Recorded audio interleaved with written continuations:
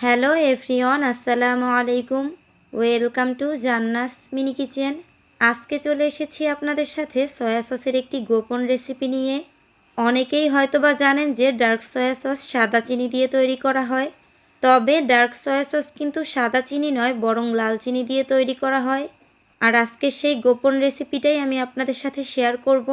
চলুন আর কথা না বাড়িয়ে রেসিপি শুরু করা যাক। ডার্ক সয়া সস তৈরির জন্য প্রথমেই আমি একটা প্যানে 1 কাপ লাল চিনি নিয়ে নিয়েছি। এবারে চিনিটাকে নেড়েচেড়ে মিডিয়াম আঁচে জাল করে গলিয়ে নিব।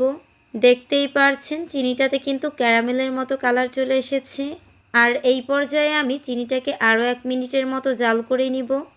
দেখুন চারপাশ থেকে কিন্তু হালকা ধোঁয়া উঠছে। এই পর্যায়ে এখানে দিয়ে দিচ্ছি 1 কাপ পানি। আর পানিটা যখন দিবেন তখন দূরত্ব বজায় রেখে দিবেন, কেননা পানিটা দেওয়ার সময় কিন্তু অনেকটা ছিটকে আসে। যাই হোক, এই পর্যায়ে চিনিটা কিছুটা জমাট বেঁধে যাবে, তবে ভয়ের কিছুই নেই, একটু পর আবারও ঠিক হয়ে যাবে।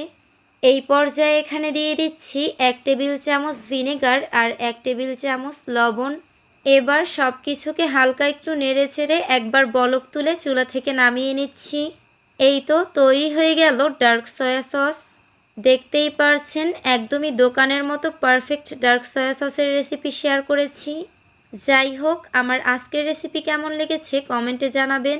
আজকের মতো এখানেই বিদায় নিচ্ছি। সবাই ভালো থাকবেন। আল্লাহ হাফেজ।